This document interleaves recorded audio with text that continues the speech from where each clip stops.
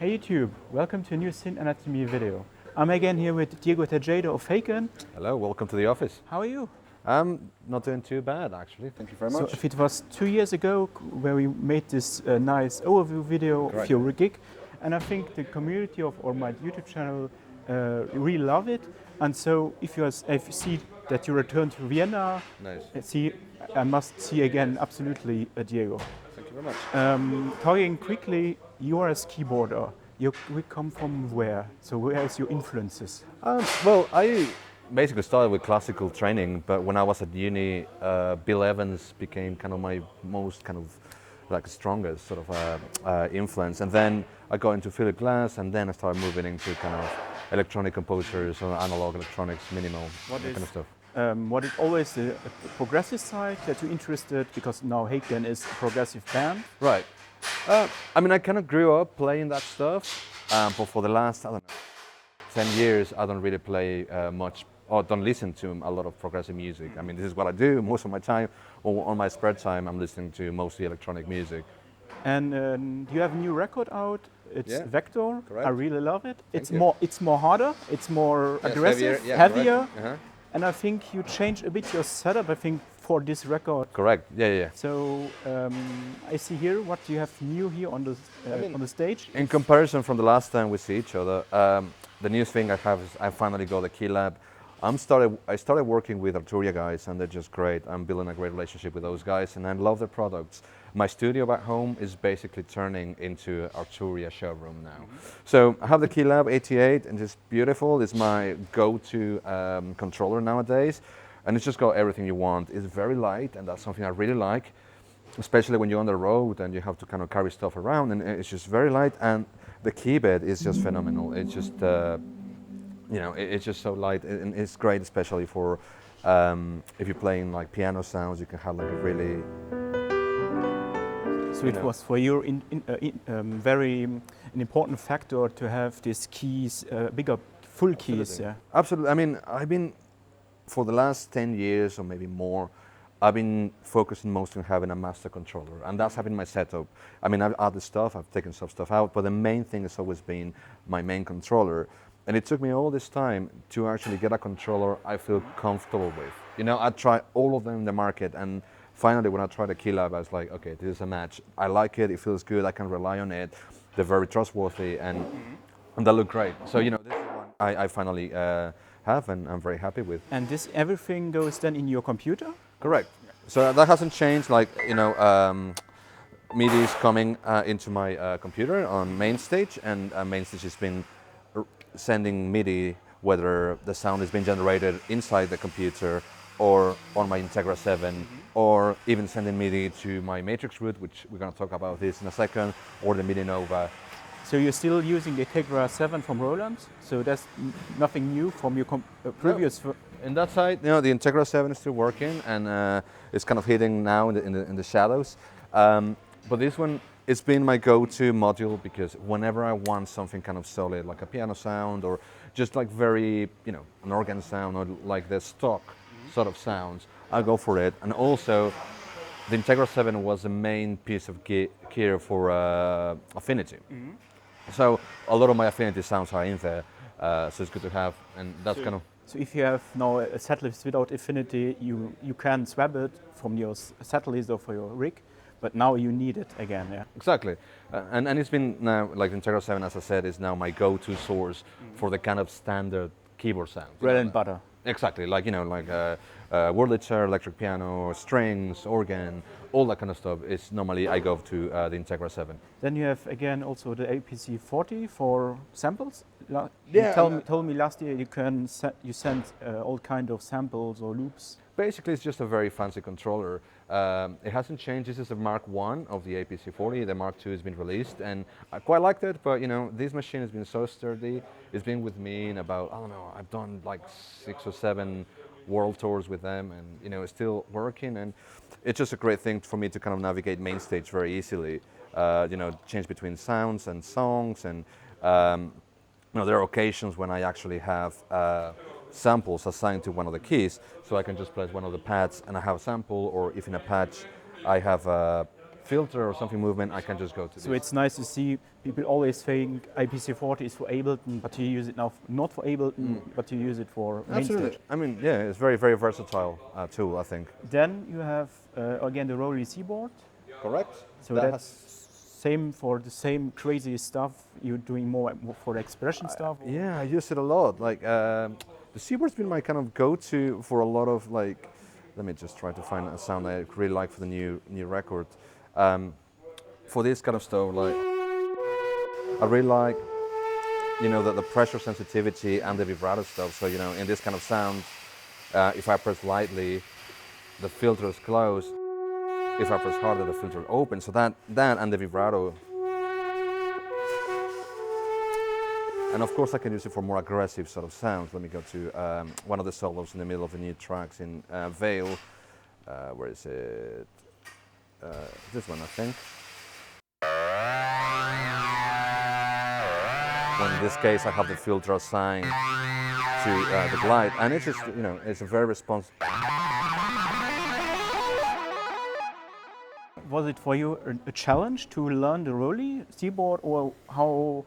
It took me a while. Yeah. I wouldn't say it's that intuitive, and I think the main thing for me with the Seaboard is, as a piano player, you seem to want to feel the end of your, when you press a key, you basically, there's a moment when you kind of press harder, and you're used to that. When you play a piano, you're used to, the keys hitting the bottom. Exactly.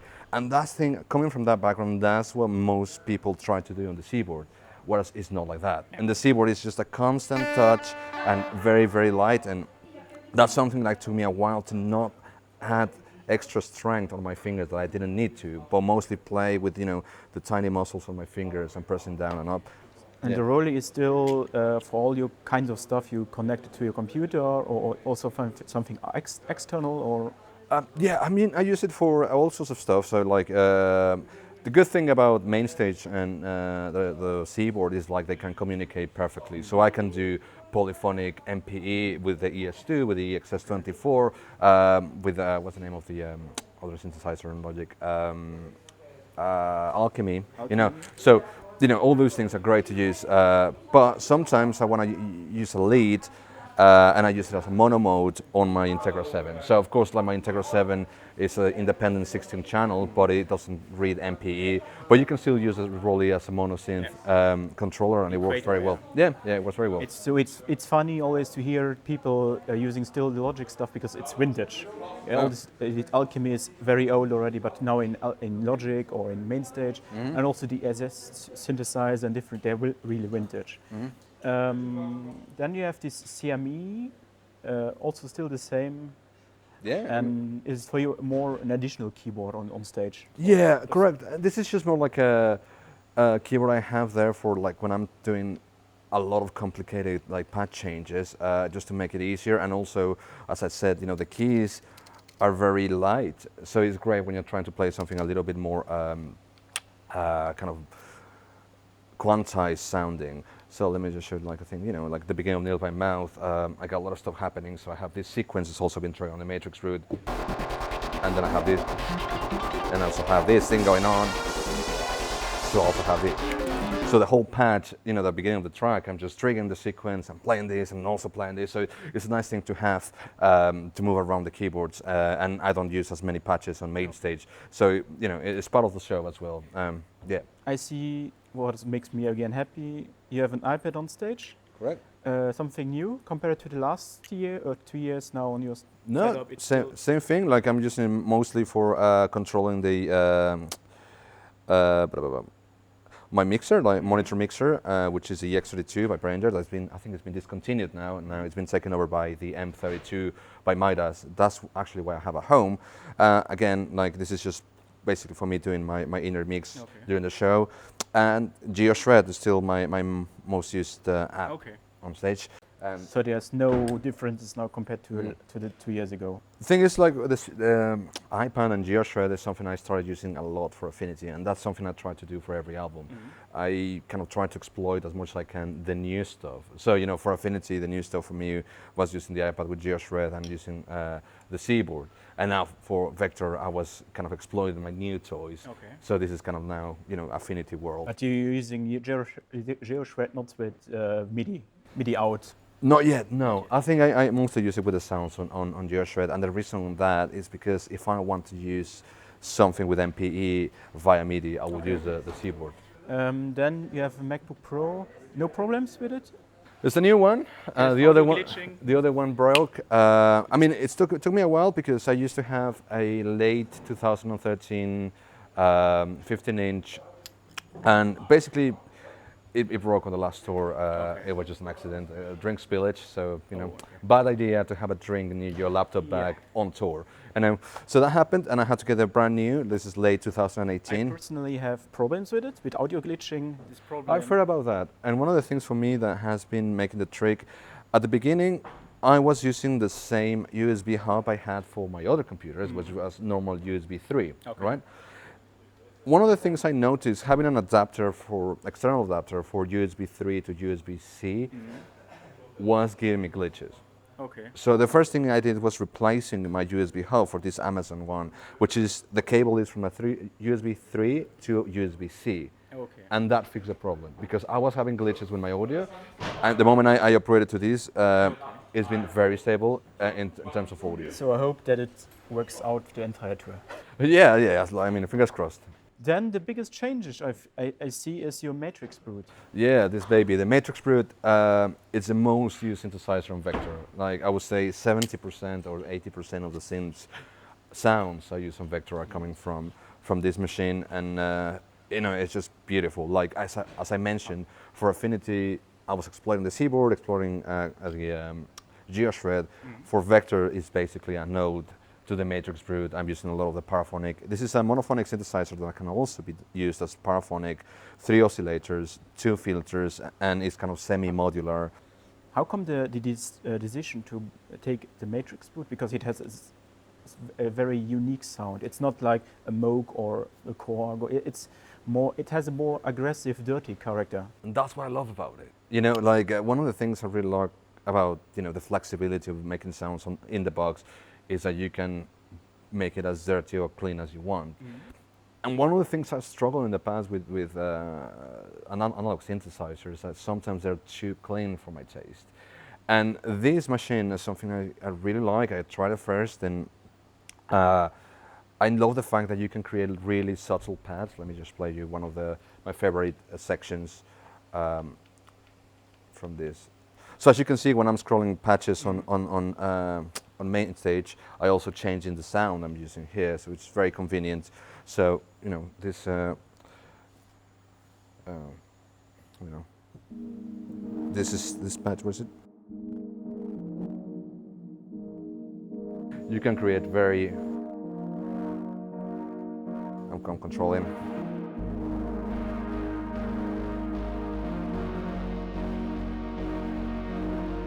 Very subtle pads, very nice, very like spacing. I mean, I'm controlling the Matrixbrute from here. So how much would your say how much the part of the Matrix is in your setup? How much if you equal it with your soft synths, with your other instruments, how much is the part of Matrixbrute in your setup today, the evening of this tour? For most of the new, for the new stuff on Vector, I'm using it a lot. The only problem is, well, disadvantage on being an analog synthesizer. I love the fact that you can store presets, and that's something that you very rarely get on an analog synthesizer. However, since you're dealing with voltage, it takes like a fraction of a second to load. So I would love it to be like, you know, in the digital world that you can have a patch and press the next one. So I'm trying to keep the parts that are essential for me, like in the record, to play them here via either controlling from my KeyLab or actually playing the keys here. So, you know, you might not see me playing it most of the time, so you don't know if you're listening to it or not. Okay. But for the new record, for all the songs from Vector, I'm using it a lot. Like, that is kind of my go-to. And as I said, if I'm not using it, the sounds I had to reprogram are based on what I did on the Matrixbrute. So that's basically what I had to do. But a lot when you post this video on social media where the Matrixbrute broke, but it has too cold in your concert. That was super funny. It was funny indeed, and the thing is, and that's one of the things the reasons why I love so much working with analog stuff. It's like it's never 100% perfect, and even when you tune your, I'm just looking for a, where is it? Yeah, I would say if you have also an analog synth, it doesn't sound every concert the same, and Exactly. and that's cool. Yeah. I love that, and I love that element of unpredictable. The chaos, it's never exactly the same, and it's just kind of the same thing when you double track a guitar.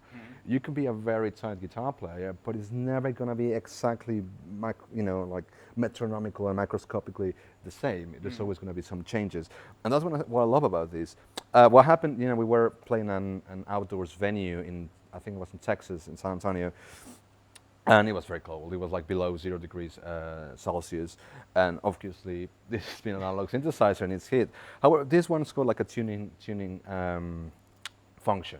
Okay. So I thought it was funny to post a video of me playing completely out of tune. But when it came to the show, I was just basically tuning between songs. So when the song was ending, just tuning again and tuning again, tuning again. And we tried to keep it warm before the show. Like just put it outside and get some heaters. And like one of the guys from the band asked me, like, "Well, what are you gonna do if it's out of tune?" And it was like, "I'm just gonna embrace it." It just happens, and I think it's just a beautiful thing to have such chaos. Like things tend to be too perfect, and they become a little bit boring, I think. And last but not least, I see you have the Mini Nova still, but this time not here. But now over the Matrixbrute. It's a bit hidden now, or a bit compared to the big thing of the Matrixbrute, and I mean, I tried to redesign my rig because, I mean, this is what's happening right now. I never intended to end up with a rig this big, to be honest. Like, that's one of the things I tried to avoid from the beginning, but it's happened. And even my bandmates have come to me and it's like, I'm sure you said you never wanted this many keyboards on stage. And I was like, well, it happened. So when I talked to the Arturia guys and I told them, like, I was thinking of getting the Matrixbrute on my rig, I also had to think how to place it on my rig that doesn't use more space. I'm trying to economize as much space as possible. I mean, I'm on a 2x2 riser right now, and basically I'm using the whole of it. So I'm using the same space as a drum kit. So, it's getting ridiculous. I know, I'm sure people know about that, but And then on small stages like this one, it becomes... Yeah, it becomes a problem. I mean, at least I have a riser, but it's something I'm embracing. So one of the things I was, when I got the Matrixbrute, I was just thinking how to place it and how to do this. The Mini Nova, as I was using it on the other time, I'm mostly using it for the vocoder and the auto-tune function. So sometimes I did a lot of that on Vector as well. Very rarely I'm playing the keys of this one. But I also have it as a kind of safety measure. Okay. So if something happens, if I have, like there's like a glitch on main stage, or I can get Thomas to reboot my computer or reboot the concert, and I can have sounds. And that's something for me is new, because before everything was MIDI. So if main stage went down, I was lost. Okay. Now I can actually play some sounds instead, wait 30 seconds and I'm back on track. So that's actually pretty good. Smart backup. Yeah. Exactly. It's something to have. You told me before our interview now you have something a bit more special on your microphone. Oh yeah, correct. It's another piece of gear we have now. This is the Optogates, the PB05, and this is just phenomenal. We're 6 in the band, the lead singer and 5 backing vocalists, but we are not singing all the time. So for the front of house guy, it becomes a nightmare trying to mix this. And you're trying to get the backing vocals to cut through, but you get a lot of room sound and drums. Ray is such a loud drummer.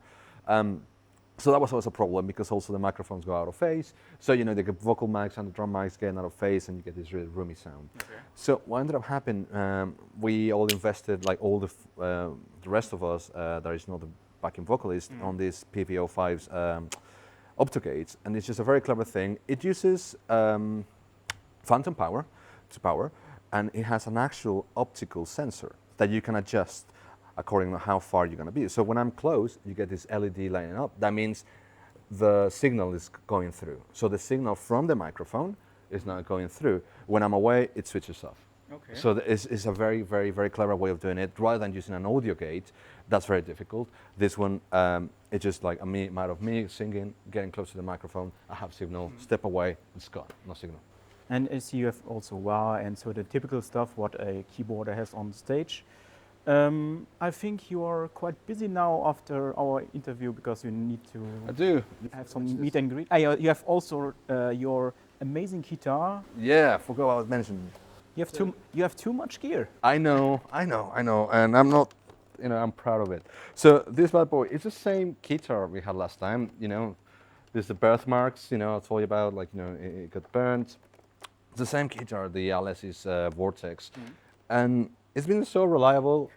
It's such an expensive instrument, but like for me, this one has and it has a history. I started with this one, it got burned, it got crashed, and all this stuff, and it's still working. So I love it. I got a friend of mine from a lab called Arturia Lab. Those guys are specialized in special effects and like wax sculptures and stuff like that. And he did this for me, custom made this for me, which I think looks amazing, and it's kind of a statement as well. Guitars are really cheesy, I'm aware of it, but this is kind of my statement of saying, I know it's cheesy, I'm owning it, and also making it kind of look rock and roll, if you want to call it that way. So I'm very happy with the design. Love the keys, they kind of look, rusty, kind of old, crooked. Really beautiful, yeah. Yeah. And unique. Exactly. It is my instrument, exactly. And that's something I wanted as well, to have something that, for better or worse, it is something I like. And kind of, as a keyboard player, there's not many things you can do to kind of customize your stuff. Guitar players going to get a custom-made guitar. As a keyboard player, it's very difficult. You're going to get a custom-made, exactly. So this is something like also to be part of my personality. Yeah. Okay. Thank you, Diego, for this, again, big tour. We honestly planned only 5 minutes or 10 minutes. It becomes over 20 minutes. So big thanks for this. I wish you good luck for today on the concert and also for the tour, because there are many other dates coming in the next days or weeks. Yeah, I'm still not going home for the next month. I'm going back home a month from now, actually. Oh, wow. So still a long way, but it's fun. Okay, thank you. Thank you.